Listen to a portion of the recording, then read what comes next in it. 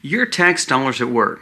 We're going to talk about what government funding, such as like the SNAP program, how it's meant to quote unquote help lower income families, and what it's actually doing is actually harming them. We will talk about the numbers. It blows your mind of what they're actually buying with SNAP. And instead of helping their kids be healthier and giving them good quality, they're not doing that. Also, your tax dollars at work. Jake Sullivan tells his staff, his intelligence staff that works as national security, to do holdovers and cause problems and mischief. We're going to go over that story. It should be eye-opening. And again, this is the part where Trump should just go in and fire everybody. He started firing, but when these kind of reports come out, it should just be like, hey, we're wiping it out and starting over. Also, we're going to talk about another WEF conversation that just had. Somebody at the WEF just kind of let the cat out of the bag. I mean, basically said exactly what Trump just did to the global push. It's kind of funny. And also, Trump knew that he demanded the billions of dollars of supplies back from the Taliban, that Milley left, that Biden left, and he knew they were going to decline it. Now, the question is, why did he do that? What's he going to do about all that equipment? Could he possibly just blow it up? Could he possibly just go get it? I'm anxious to see what he's going to do to kind of leverage that, kind of like the tariff thing. And then we'll discuss a little of the tariffs. What impact would it actually give to America? Now, do I believe the tariffs will go in effect, especially for Canada and Mexico? No, but I believe it's great leverage. We're going to talk about exactly the kind of money that we would be getting. And remember, instead of the IRS, it's the ERS, the External Revenue Service that he's trying to pushing for no income tax. And we've heard that several times. Could this be a start of a really good future for America? Let's dive into these stories and a few more. This video starts right now.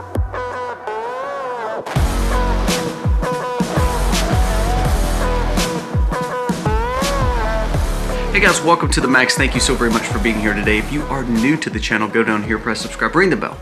Give us a thumbs up or a thumbs down, that's okay, but let us know what you think about the content of today's video. If you like it, we humbly ask that you give us a thumbs up and you comment below. When you give us a thumbs up, you comment, and you're subscribed, you're entered into the giveaways. We did 3 giveaways this last month basically for December. January's will be coming up very soon, so please make sure you are subscribed. You're commenting and give us a thumbs up. It does mean the world to us. And remember our 2 other channels, the Max Life, which is my wife's channel. My channel, The Life with Colby Mack, is just a vlog channel. I don't have a lot of videos there. What we're doing is we post as we go. So you'll catch pretty good content about our home, kind of the backstage access to what goes on around here in our home to be more sustainable. So check those out. Also remember, follow me on Twitter. A lot of times I share a lot of these stories, and some of the things I don't talk about and I don't get to, I share on Twitter. So please make sure you are following me. It's the Colby Mack. I'll leave the link right here. Go check it out. I try to share stuff that's relevant, some funny stuff too that kind of makes us laugh. But go check my channel out there and follow me there. Now let's dive into these stories because these are some pretty important stories. First, let's talk about the tariffs. The Colby IC letter, who is not really for tariffs, but they have a great synopsis of what this the financial either burden or financial benefit would be for the sanctions. It says tariffs are coming. President Trump has set to place tariffs on China, Mexico, and Canada as soon as February 1st, which is basically a week. Estimates show that Trump's tariffs, now listen to this, this is where I want you to listen. Trump's tariffs could generate $3.3 trillion in revenue over the next 10 years. $3.3 trillion worth of revenue over the next 10 years. Now that's a whopping amount of money. 2 things we need to talk about. First of all, we're talking about 3.3 as in a lot of money. However, we're going $1.4 trillion in debt every year because of our trade deficits and because of our overspending. Okay? We're at $36 to $37 trillion in debt. So yes, this is a step in the right direction. But do you see how bad of a situation we've got? To where even if we expound on putting tariffs, even if we expound on making sure that we're cutting cost, we have to cut a whole lot to balance our budget. Now, that kind of goes to the next point. Do I believe these tariffs will go in? No, I don't. Actually, what I think we're seeing is a trade deficit leverage. So can we put these tariffs on them, and would we see these tariffs maybe go for about a day or 2, 4 days, 5 days, 7 days? You could. But what I think what we're going to see is these 25% negotiations for Canada and Mexico and this 10% for China and even up to 100% on some of their other goods. I think you're going to see this as leverage for TikTok with China to be another revenue stream. I think you're also going to see the trade deficits with Mexico and Canada. We give them a lot of money, and yes, they have a lot of goods for us, food from Mexico and rare earth minerals from Canada. But I think what you're going to do is see more of a balanced approach, like Trump did with NATO in the first term. It was more about, look, I'm either going to stick it to you, or either you're just going to pay what you're supposed to pay, and we're going to leverage this out to where we're, even Steven. I give things to you, you give things to me. Well, that's another big problem with Europe. Europe is not buying our national gas. Europe is not buying our LNG, our natural gas, and they're not helping us. They're still buying it from Eastern European countries and Russia, who they're in war against. It's crazy. And then on top of that, we're having tons of automobiles made, and we're buying a ton. I mean, you could see European cars all the time: BMWs, Land Rovers, Mercedes, so forth. Volvos, whatever you want to say. And then we see, of course, Chinese and Asian cars all the time here too. What we don't see is in Europe and Asia, our cars over there. We don't see the Fords, the Dodges, Chevrolets. Now that's just one thing. That's just cars, automobiles. But that's a big deal. So that's where I think you're going to start seeing that tariff leverage happen, to where it's like, look, we are the superpower. We have a leader who is willing to leverage that to say, look, either you're going to pay us more to sell your goods here, or you're going to cut your cost and you're going to start buying some of our goods. Now, here's the kickback. Most people will say, well, basically, if you charge them more, they're just going to charge the consumer more. Possibly that could happen. But I think we're going to have this negotiation and this leverage done way before it actually gets to the true consumer. You may say, well, my Amazon packages cost more. Or, this Mercedes now is going to cost way more. It could for a time. But guess what's happening? You know what Samsung just said? Samsung is not an American company, okay? It's an Asian company. I want to read the new report that just came out about Samsung. And then we're also going to talk about another company that just said the same thing. Samsung is considering moving to U.S. and doing production there because of the tariffs. Samsung is reviewing plans to shift dryer production from Mexico into South Carolina, a plant following Trump's proposal of the 25% tariffs. LG is also weighing these options to go to Tennessee to build their refrigerators. Samsung's South Carolina factory, established in 2017, supports 1,500 jobs and has invested over $500 million locally. An industry highlighted benefits of chains where tariffs are starting to make impact. Did you see? There was no cost. They didn't have to pay extra tariffs. What it does, though, is it says, if you don't play our game, I don't care, China, if you're selling your goods, putting plants in Mexico like they're doing, and then bringing them up, we're still going to put the tariffs there. See, that's what people don't realize. When we talk about Canada and Mexico, it's not just the Canadian government, the Mexican government. What it is they've pawned their lands out to China, to other countries, to then get goods in here cheaper. Trump's saying no more. So now you're seeing a chance where two new manufacturing companies who already have plants here who want to expand in Tennessee and South Carolina, all because Trump made the effort to say, you're going to pay me more of your money. That's all it took, was the threat. So you're going to start seeing more businesses like this. There was 2 or 3 different car manufacturers doing the same thing. That's what Toyota did years ago. You know what's so funny? The Democrats will dog out Trump's tariffs. All the Trump tariffs that he put in last time, all the Trump tax benefits that he put in last time, every one of them Biden left in, because they realized it's smart. It's smart.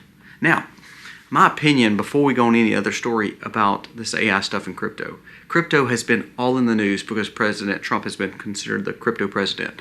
Eric Trump's a big proponent of it.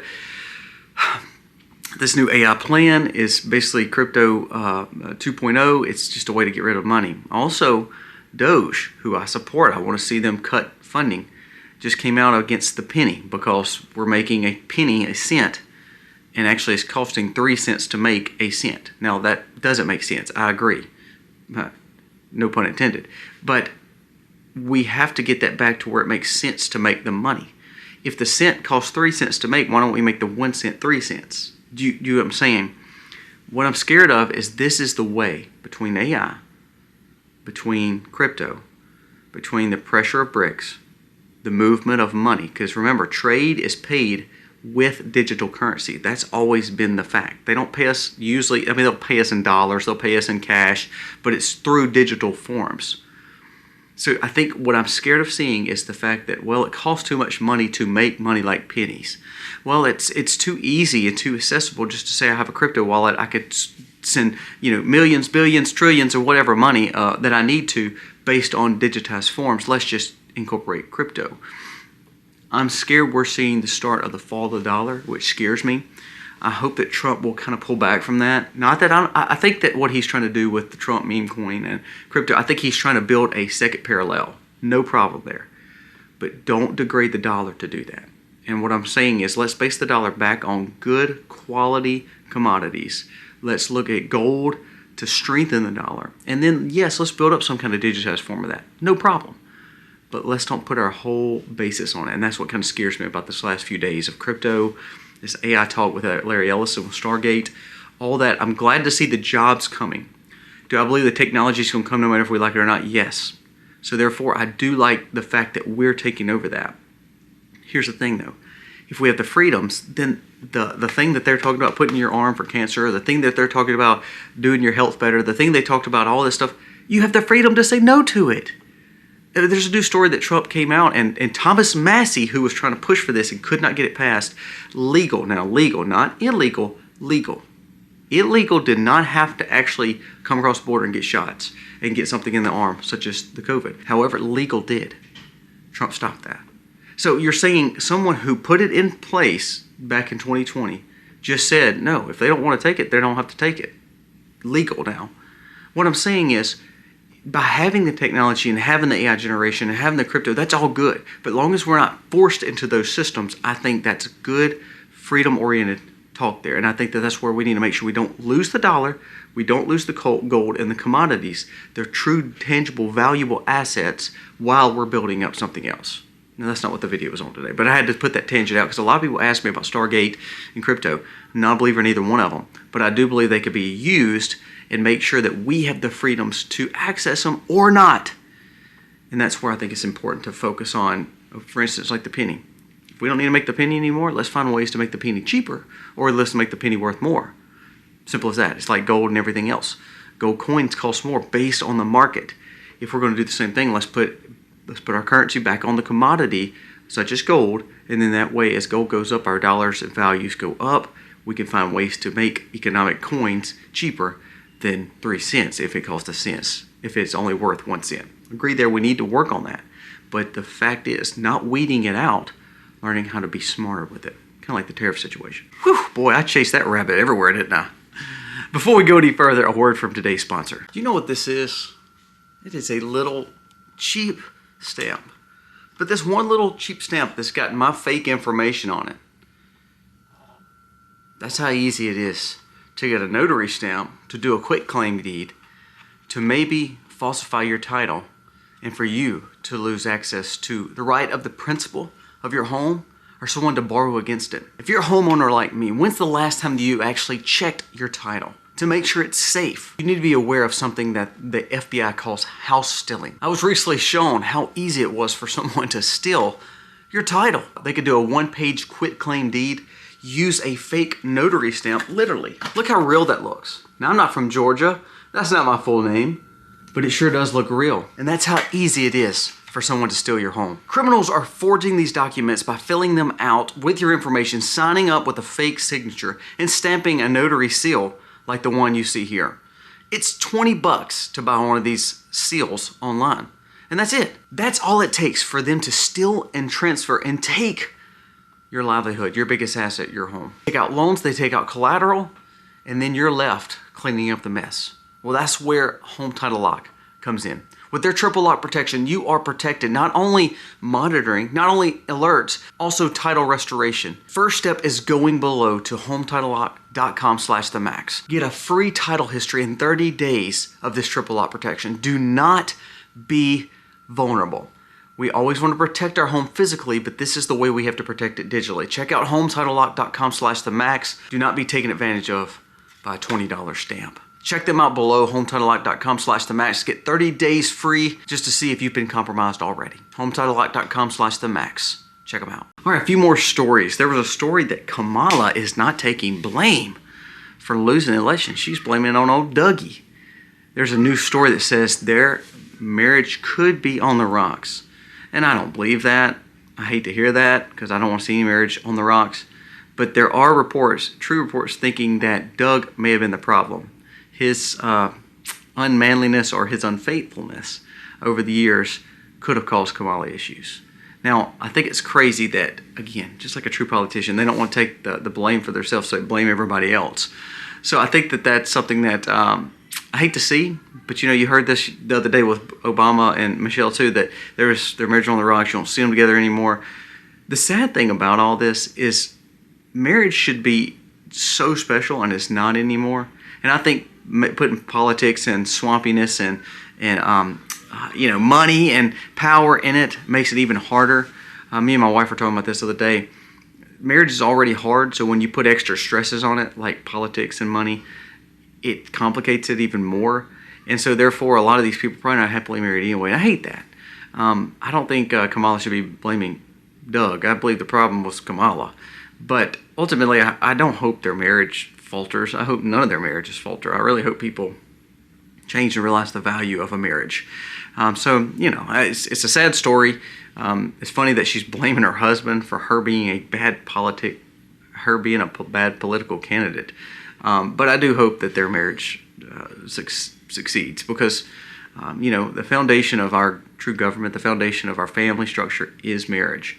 And I believe that we need to make it important again. Make marriages great again, for sure. I want to throw that in there, but let's move on to two other stories that are pretty important. CNN and NBC both announced major layoffs as they shift to more digital. I thought this was hilarious. I think his name is Tim Burkett. I can't remember. One of the congressmen. If you can go back and look, it's trending on Twitter. But he made the comment. He was on one of these news stations that are so irrelevant now. And he's like, how can you support Trump and how can you support all this stuff? And the news that we put out is true news. All that other stuff like social media is not true news. And he made the comment. He said, well, the reason that we find that as news is because what people are realizing is you're not news anymore. Especially when Nickelodeon and Cartoon Networks and reruns are getting better views than you are. And it was like mic drop moment. I think it's one of those cases where that's the truth. The ratings are going down on legacy news because nobody pays attention to it anymore. Just like the thing about Elon Musk and how they're trying to make this some big deal and how they're trying to spin all these stories to get talking points out of it and then to spin a narrative to it. I think what makes it good is when people, especially congressmen, wake up and say, the news is not really the news anymore. Our news is now people on their phone and they're getting access to congressmen, to senators, to famous individuals, to presidents now through social media. I mean, it's amazing how Trump, like I told you, I think it's not bad that he goes and speaks to, Sean Hannity or whoever on legacy media, even the ones that don't like him. But truth be told, the best way for Trump to speak to the American people is him to get on Truth Social or to Twitter or to YouTube and just say, here's what I'm doing this week. I mean, I hate that we have a new press secretary and she seems like she'll probably do a great job. But really, Trump could be his own press secretary. All he's got to do is just go out and say, this is what I'm going to do. And he could do it literally with his phone or with a camera. They can edit it every way they want to, and it will reach more people than legacy media ever did. So I think it's funny that CNN and NBC are still trying to hold on and still saying that they're the news, and actually they're losing, they're doing layoffs, they're taking their biggest stars and cutting their salaries. And you have people making fun of them because they can't even get rerun numbers. PBD brought this up not too long ago. I watched Patrick Bet-David. His one podcast was bigger than half the news legacy media's that's added together. Tucker Carlson, same way. Tucker Carlson, if he puts a podcast out, it's bigger than every legacy media that's putting out for the day. He puts out one time and they can't touch him on views. So it shows it's changing, and that's a good thing for us because we're starting to get our word out and we're starting to get it from independent journalists. We're starting to get it from people who are right there beside the people that are talking, and it's also from people like Donald Trump who's willing to say what he believes and what he wants to do. It doesn't take pundits telling us what he did say or what he didn't say. It's him saying it from his mouth, and I think that is huge. The new time of new media and new social presence and influencing is better than it's ever been. I will say that. That is what's good. Now, the thing we have to watch out for is AI. Are we seeing fake clips? Are we seeing mock clips? Are we seeing things that are not actually real? They're AI. So that's going to be something we're going to have to deal with over time. But I do like the fact that Lacey Beta is dying. I think this is a good thing for America, because just like the political houses in Congress, I believe the news media and the political houses in Congress meant to polarize our nation and mean to try to cause division, because it makes us fight amongst ourselves and look to them to help us. And I think that this is a good move. I think this is great to hear that they're actually struggling. And that leads me to the last two stories. One about government waste. I mean, we just talked about that, but it's really a way that we say we're helping people, but we're actually not. Listen to this. This came from Patrick Bet-David. It said 75% of SNAP, which is food stamps, funds processed food. 10% of it is spent on soda. So basically 75 to 85% of money given to poor and impoverished families are not actually going to feed families good quality food. They're going to fill overprocessed garbage food to our children. In other words, the government uses taxpayer money to funnel money to low-income families to give them the worst quality food known to man. You wonder why all those people got on the program where they're allowed to buy those things, SNAP and EBT. Food stamps can buy the Cokes, can buy the Doritos, buy all that junk food. Is because the lobby behind them. We just talked about this yesterday. This is the part where RFK does need to clean up. To me, I think if someone is needing food assistance and help, I think that's fine that the government helps them. However, they should be vetted, they should have to buy good quality foods, and they should make sure that it is not given approval to lobbyists for special interests to put the kind of foods that they want in there. I believe they should be able to use them with farmers. I should believe they should be able to use them for Whole Foods and from places that are not just some random convenience store that's giving them bags of chips. Cokes and sodas and processed food should be the last thing on this list of money that we're funneling as taxpayers to really make our generations, lower income generations, unhealthy. Because now we're giving them trash food that's going to ultimately make them sick and be on the government dole for longer. Now, last two reports. Another thing about government waste, again, I think that this is a part where you have to really pay attention. This is where Trump needs to come in and fire. I brought up about what Jake Sullivan said, and this is kind of where we're going to end today. It says Jake Sullivan, this is from Mario Nafal. It says Jake Sullivan told his NSC staffers, which are basically national, they're the Security Council, and this is where they get the intelligence and find everything about you. It says, for the holdovers to the Trump White House to spy on, sabotage Trump. This was based on a report from Gateway Pundit. Told his staffers, you need to spy on them just like what we intended to do back in 2017 on the Obama holdovers. And that actually worked. They actually did it. So I hope Trump learns from this. It says, according to the investigative reporter Paul Sperry, Jake Sullivan wants his staff to now work on getting leaks to the media on Trump 2.0. Per investigative journalist, he said a lot of these people are intelligence and they can get information of Trump and try to destroy him from within through the intelligence services. So this is where Trump needs to clean house. Now, he started firing people at the DOJ yesterday.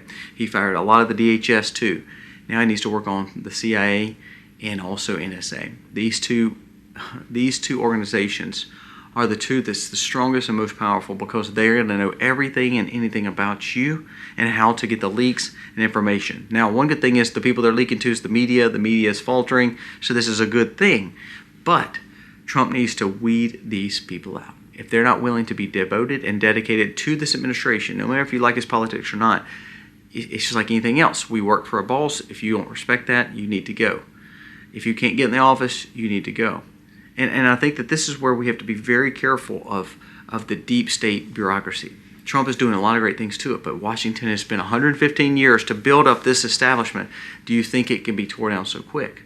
So we have to be very careful and conscientious of the people that are still in these offices. There was a good point the other day made about all these elected officials and cabinet positions. They said instead of tearing them down, they get in power, and then they're like, well, they're not doing that bad. We'll try to restructure it. And Vivek had a good comment the other day. He said, it's not about restructuring. You can't restructure like the Department of Education. You can't restructure some of these people. You have to just tear it down and start over. You have to fire everybody and start over. And even though that sounds bad, it's kind of like the DEI. Trump fired every DEI specialist, put them on administrative leave in the government. That's a good thing. But ultimately, those people were hired to do that. Instead of putting them on administrative leave, with all due respect, you need to fire them. Because what they're going to do is when they find somewhere else to work and when you put them somewhere, they're going to infiltrate you even more and still cause problems because they don't like you. So these are the kind of people we have to fire and get out of leadership. Everybody that was devoted to Joe Biden or Jake Sullivan doesn't need to have a job in the Trump administration. It just makes sense to get them out. Now, I thought this was funny, and we're going to end with this one little snippet because Trump is doing good things, even though there's some things like the Stargate I'm not real pleased with, and don't get me wrong, he could have pushed harder on some things, and it's a give and take. I do love this, though. This came out of the WEF this week, the World Economic Forum, this meeting. It says, the WEF just admitted defeat. It says, Trump has done, and this has come from a panel. They had a panel, of course. Always do these panels of all these high, rich, elite people. It says, Trump has done something that no one else has done. Trump has won, and we have lost. So no matter what goes on, no matter how much you're worried about your dollars, no matter how much you're worried about the craziness in the world, there is hope. And when you have the global push, the people who are the one who's pretty much led us and had crazy power for the last few years anyway, are coming out and saying, well, Trump has won and we've lost. That's a good sign. We're going in the right direction now. It's just going to take a lot of time to right this big ship. And like the tariffs and all the money that we could be made out of that and all the leverage we can have, it's just a drop in the bucket to the major debt problems that we have. We have to get on a balanced budget. We have to start thinking clearly and start getting America back to where it once was. Go back to the story with Kamala and Doug. We actually have to make America great again, but it's going to take us making our families great again. I hope and pray that our husband, wives, and our relationships get better, which our children will get better, our homes will get better, our communities get better, our states will get better, and our nation will get better. Guys, thank you for watching. God bless.